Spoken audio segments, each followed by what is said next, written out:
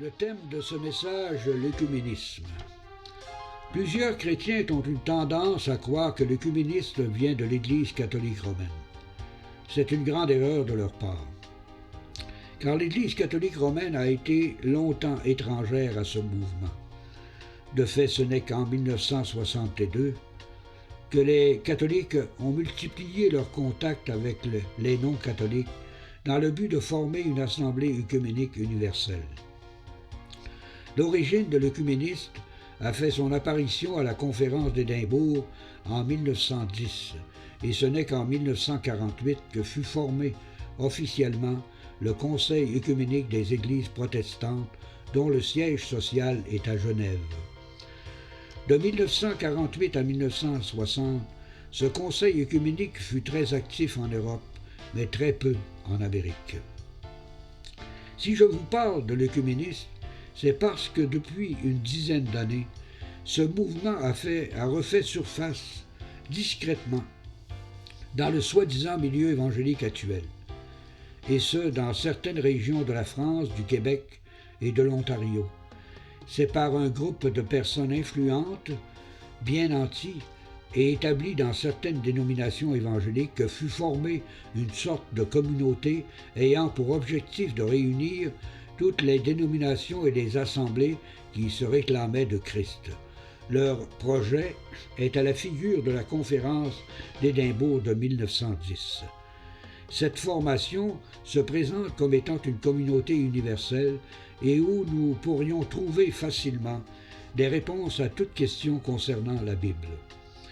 Selon les fervents défenseurs de cette organisation œcuménique, cette union entre les différentes dénominations et assemblées locales demeure une bénédiction, une renaissance et un grand réveil spirituel pour tous les chrétiens évangéliques qui sont désireux de partager entre eux leur temps et bien entendu soutenir cette organisation par leurs dons, et ce pour le ministère de la foi, en invitant les païens à accepter Jésus-Christ comme leur sauveur personnel.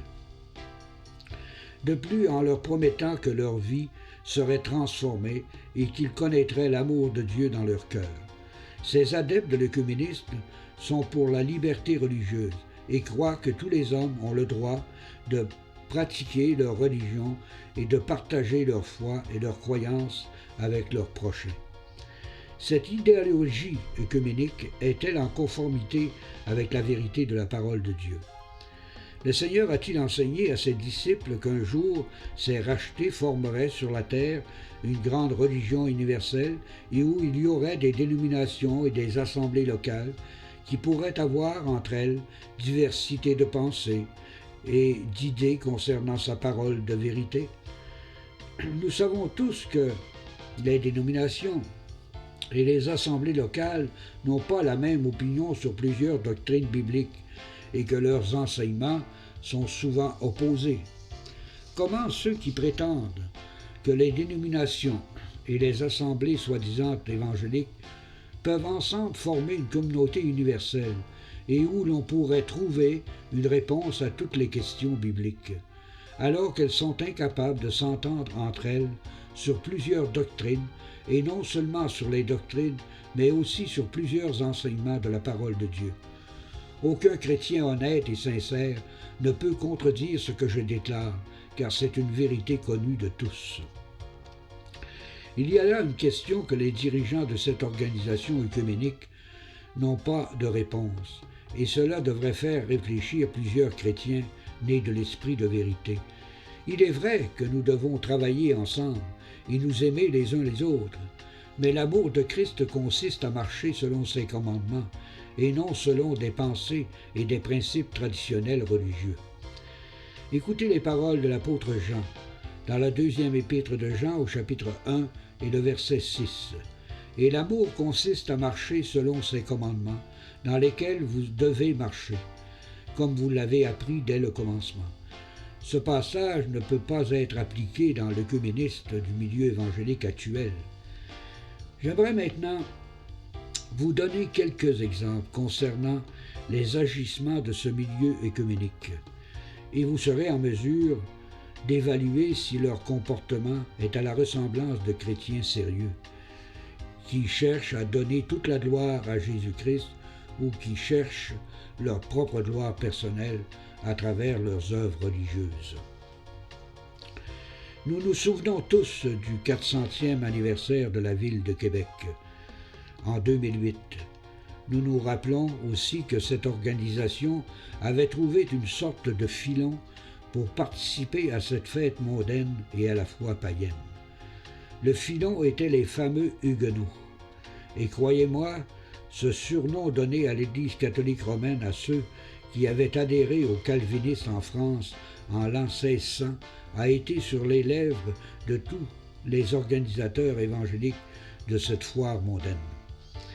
Les Huguenots sont devenus des héros de la chrétienté au Québec. Les organisateurs signalaient, à qui voulait bien l'entendre, que les Huguenots étaient des protestants venus avec Champlain pour évangéliser Québec.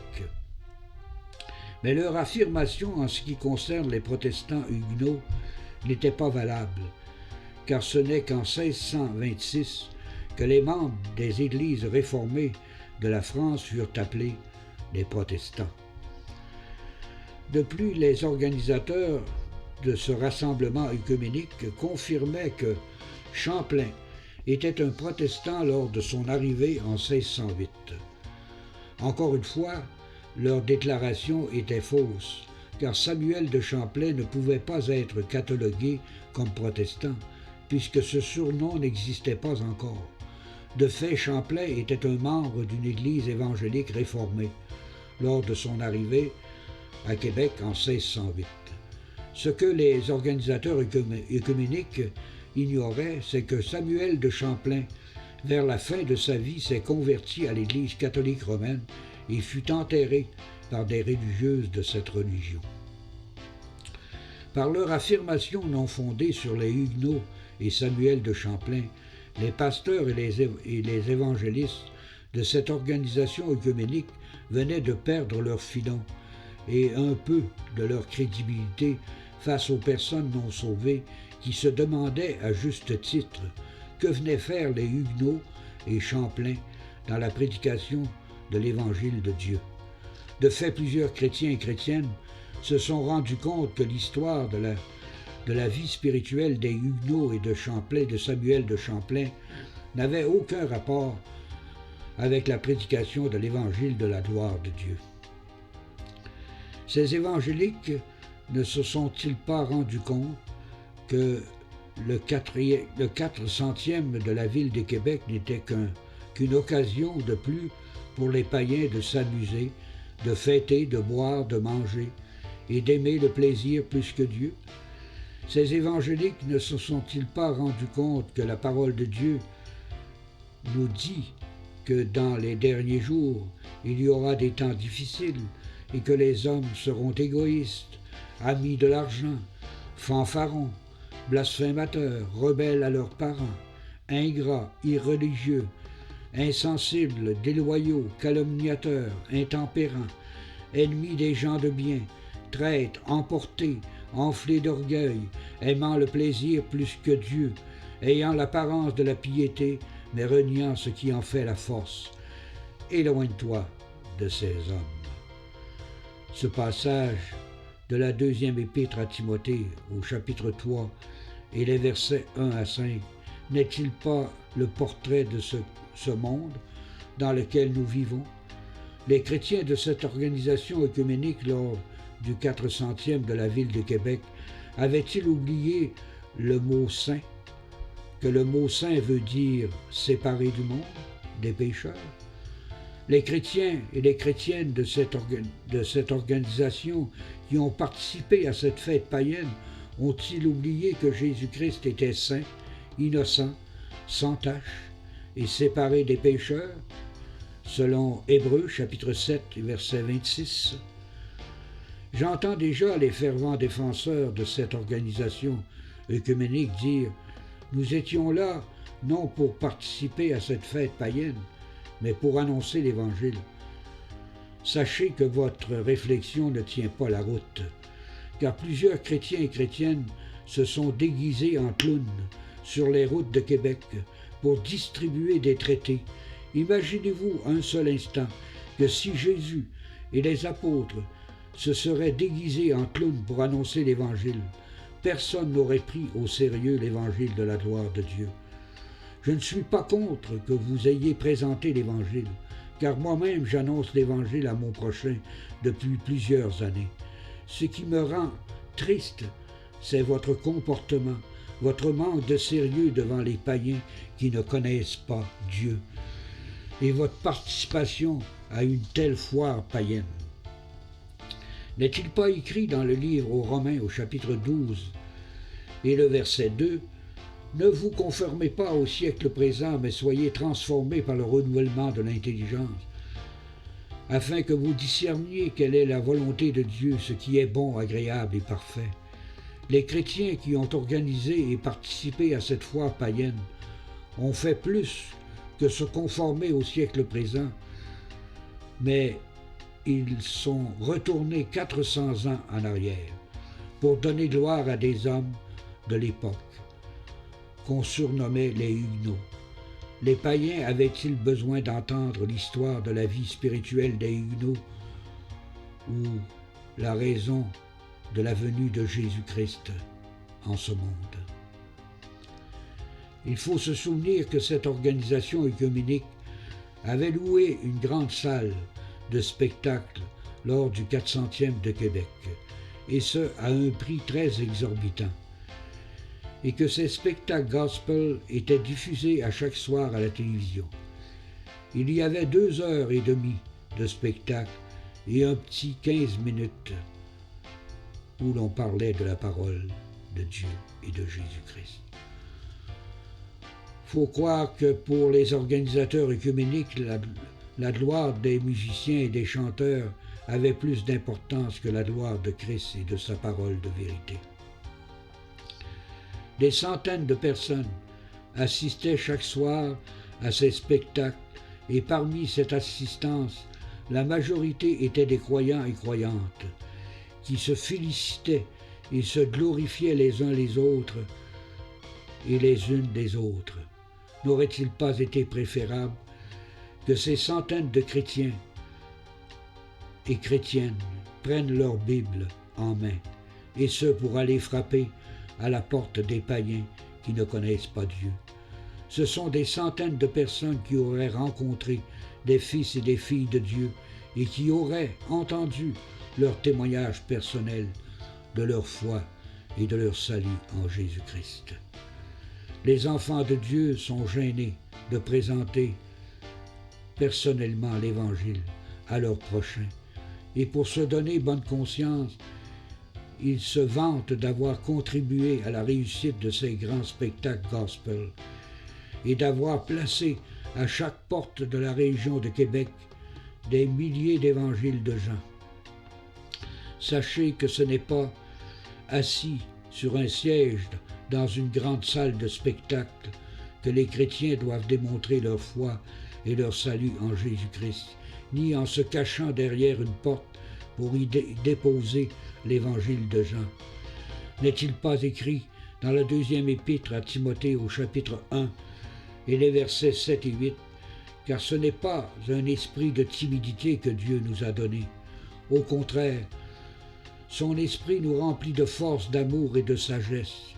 N'aie point honte du témoignage à rendre à notre Seigneur. » Est-ce d'avoir de la sagesse que de louer une grande salle de spectacle à un fort prix, et ce pour se glorifier entre chrétiens et chrétiennes de nos performances musicales, de nos chants et de nos exploits religieux, alors que beaucoup de frères et de sœurs en Jésus-Christ vivent dans la pauvreté, ayant de la difficulté à joindre les deux bouts à chaque fin de mois et à se nourrir et à se vêtir convenablement.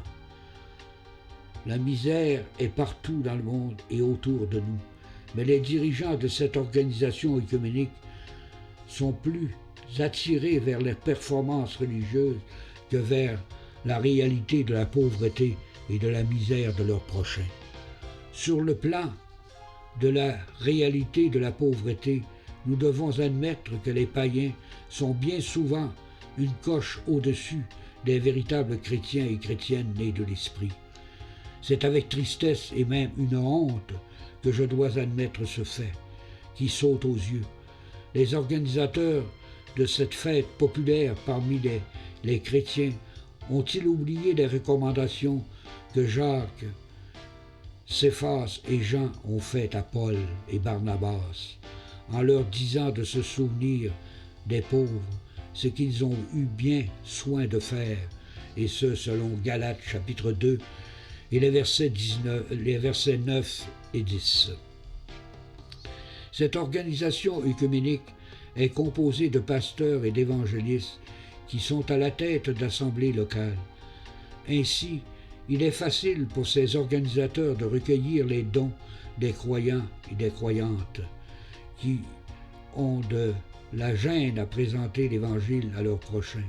Alors ces chrétiens et chrétiennes ont l'impression d'être utiles, et ce en donnant généreusement à cette organisation œcuménique qui ne pense qu'à leur exploit religieux.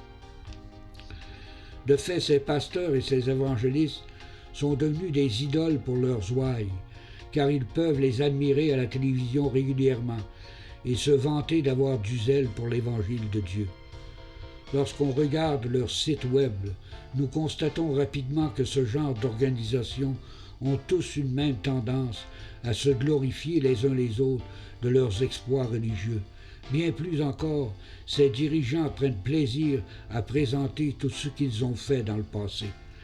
Une telle démonstration de leurs œuvres accomplies démontre clairement que ces personnes aiment à être admirées et à recevoir la gloire des hommes.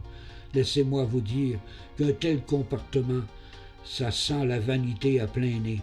Et ne croyez pas que je suis le seul chrétien à avoir constaté ce comportement plutôt curieux de la part de personnes qui se réclament de Jésus-Christ. Ce comportement est bien loin de la vérité de l'apôtre Paul qui demande aux croyants de ne pas avoir une très haute opinion de nous-mêmes, mais de revêtir des sentiments modestes, et ce, selon Romains chapitre 12 et verset 3.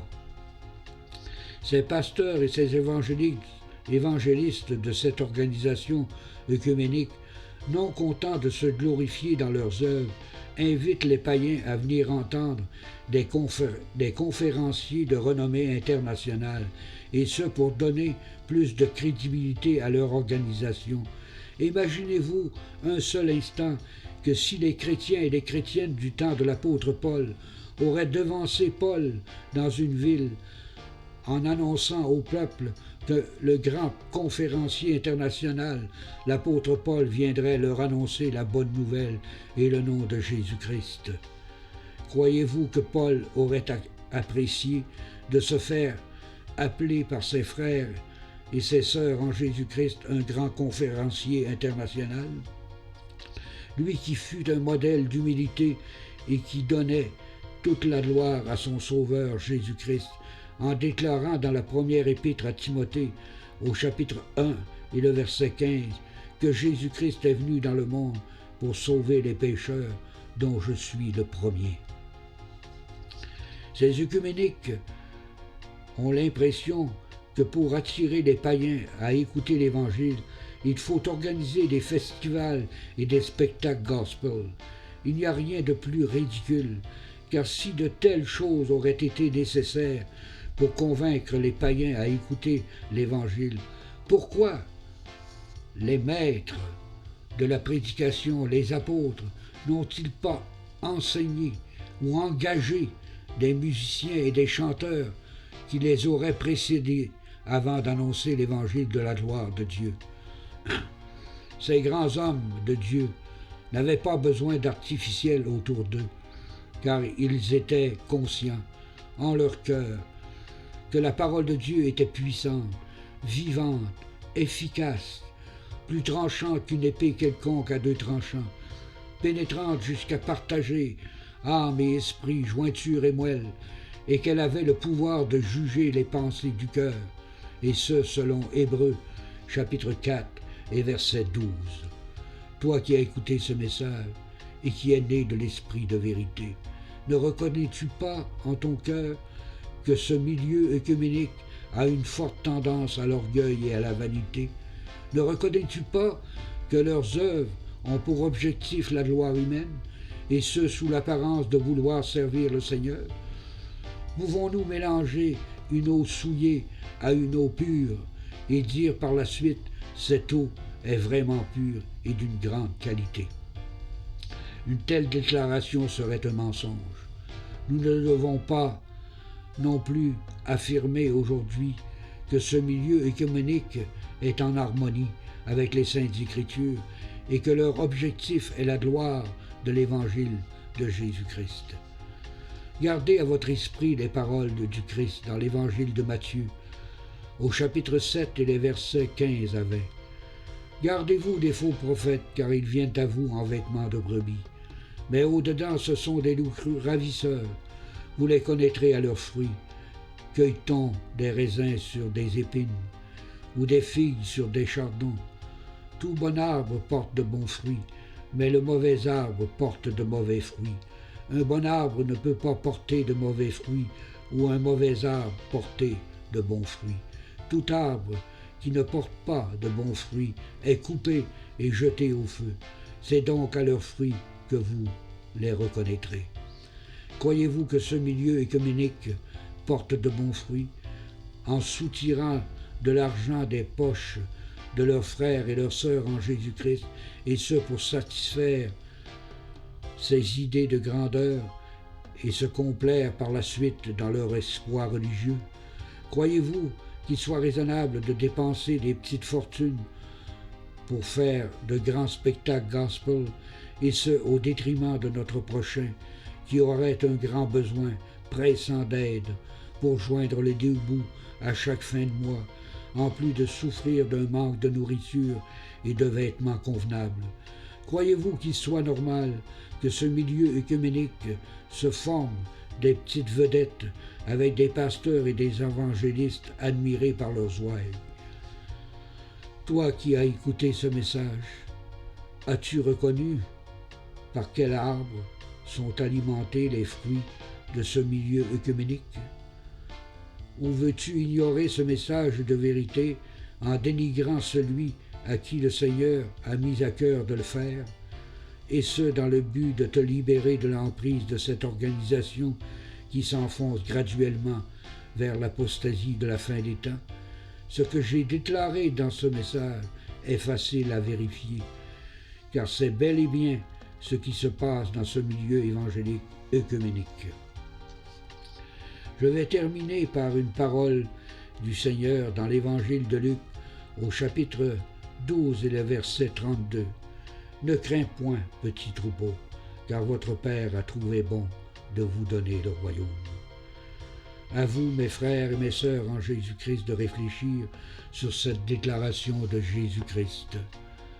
Êtes-vous du petit troupeau ou du grand troupeau œcuménique actuel qui s'est éloigné du bon berger pour satisfaire ses idées de grandeur et ses exploits religieux? Je souhaite de tout cœur, de tout mon cœur, que tu trouves un petit troupeau où tu seras heureux et où tu connaîtras ce que veut dire vraiment être libre en Jésus-Christ. Cherche ce petit troupeau, car il existe vraiment. Que le Dieu de toute grâce te bénisse en abondance, par Jésus-Christ notre Seigneur. Amen.